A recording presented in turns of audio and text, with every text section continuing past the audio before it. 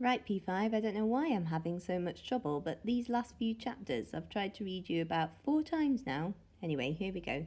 Chapter 16, The Woman. Quick, said Mr. Fox, hide! He and Badger and the smallest fox jumped up onto a shelf and crouched behind a row of big cider jars. Peering around the jars, they saw a huge woman coming into the cellar. At the foot of the steps, the woman paused, looking to left and right.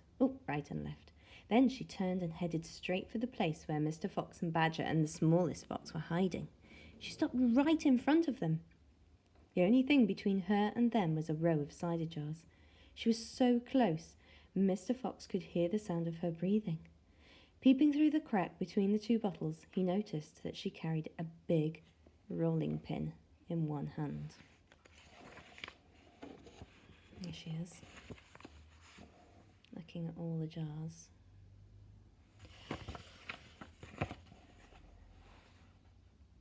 How many will you want this time, Mrs. Bean? The woman shouted, and from the top of the steps, the other voice called back. Bring up 2 or 3 jars. He drank 4 yesterday, Mrs. Bean. Yes, but he won't want that many today because he's not going to be up there more than a few hours longer. He says the fox is bound to make a run for it this morning. It can't possibly stay down that hole another day without food. The woman in the cellar reached out and lifted a jar of cider from the shelf. The jar she took was next but one to the jar behind which Mr. Fox was crouching. I'll be glad when the rotten brute is killed and strung up on the front porch, he called out. And by the way, Mrs. Bean, your husband promised I could have the tail as a souvenir. Tail's been all shot to pieces, said the voice from upstairs. Didn't you know that? Mean it's ruined? Of course it's ruined. They shot the tail but missed the fox. Oh, heck, said the big woman. I did so want that tail. You can have the head instead, Mabel. You can get it stuffed and hang it on your bedroom wall. Hurry up now with that cider. Yes, ma'am. I'm coming, said the big woman. She took a second jar from the shelf. If she takes one more, she'll see us, thought Mr. Fox, him hiding there behind the jar. He could feel the smallest fox's body pressed tightly against his own, quivering with excitement. Will 2 be enough, Mrs. Bean, or shall I take 3? My goodness, Mabel, I don't care as long as you get a move on. Then 2 it is, said the huge woman, speaking to herself now. He drinks too much anyway. Carrying a jar in each hand and with the rolling pin tucked under one arm, she walked away across the cellar. At the foot of the steps, she paused and looked round, sniffing the air. There's rats down here again, Mrs. Bean. I can smell 'em.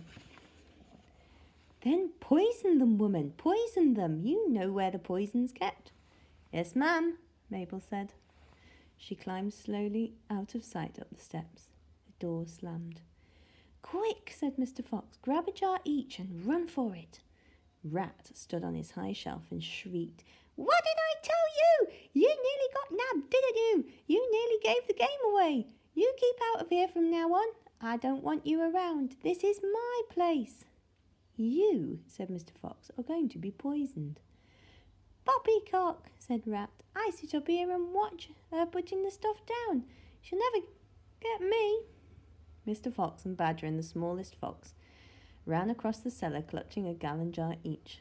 Goodbye, Rat, they called out as they disappeared through the hole in the wall. Thanks for the lovely cider. Thieves, shrieked Rat. Robbers, bandits, burglars. 17. The Great Feast. Back in the tunnel, they paused so that Mr. Fox could brick up the hole in the wall. He was humming to himself as he put the bricks back in place. I can still taste that glorious cider, he said. What an impudent fellow Rat is. Impudent means really rude. He has bad manners, Badger said. All rats have bad manners. I've never met a polite rat yet. And he drinks too much, said Mr. Fox, putting the last brick in place. There we are. Now, home to the feast. They grabbed their jars of cider and off they went. Mr. Fox was in front, the smallest fox came next, and Badger last. Along the tunnel they flew, past the turning that led to Bunce's mighty storehouse, past Boggis's chicken house number 1, and then up the long home stretch towards the place where they knew Mrs. Fox would be waiting. "Keep it up, my darlings," shouted Mr. Fox. "We'll soon be there. Think what's waiting for us at the other end, and just think what we're bringing home with us in these jars. That ought to cheer up poor Mrs. Fox." Mr. Fox sang a little song as he ran. "Home again swiftly I glide, back to my beautiful bride. She'll not feel so rotten as soon as she's gotten some cider inside her inside." Then the Badger joined in. "Oh, poor Mrs. Badger," he cried, "so hungry she very near died. But she'll not feel so hollow, only she'll swallow some cider inside her inside."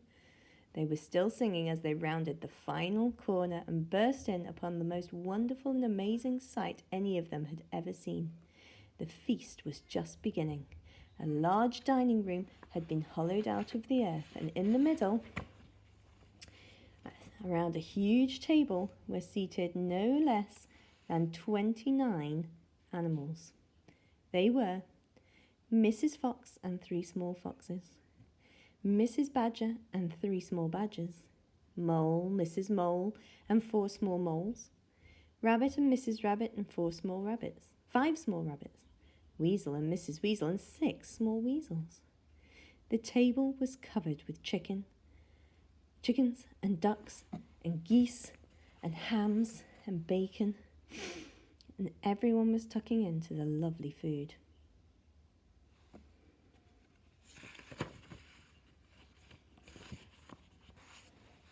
"My darling," cried Mrs. Fox, jumping up and hugging Mr. Fox. "We couldn't wait. Please forgive us." Then she hugged the smallest fox of all, and Mrs. Badger hugged Badger, and everyone hugged everyone else. Amid shouts of joy, the great jars of cider were placed upon the table, and Mr. Fox and Badger and the smallest fox sat down with the others. You must remember, no one had eaten a thing for several days. They were ravenous. Ravenous means absolutely starving. You can say that to your mum when you really need a pizza. "I'm ravenous."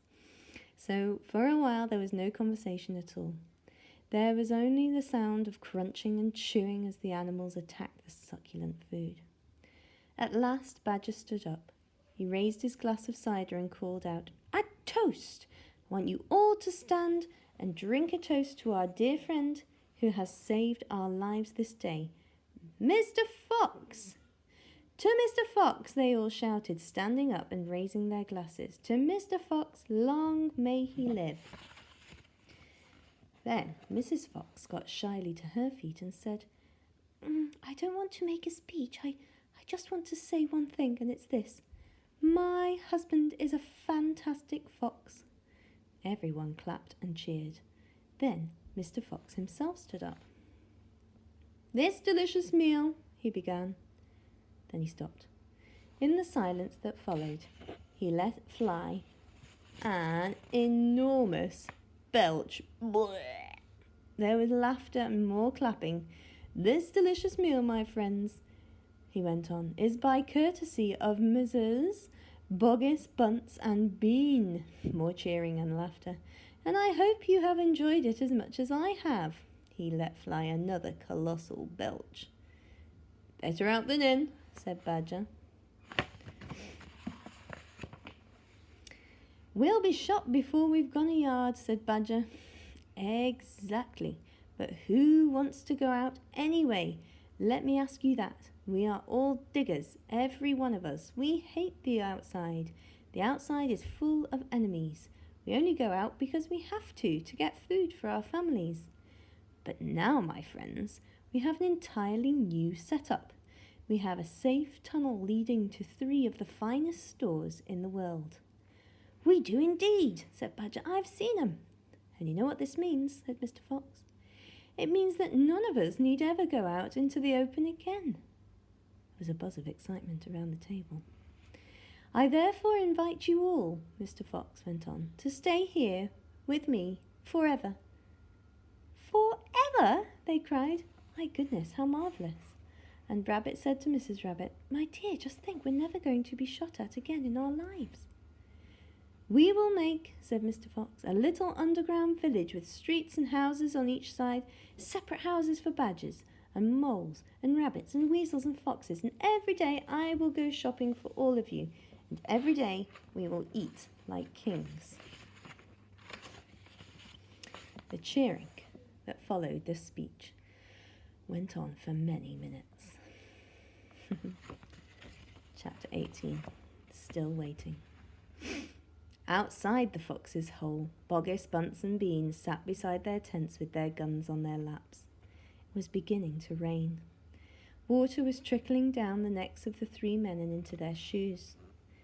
"He won't stay down there much longer now," Boggis said. "The brute must be famished," Bunce said.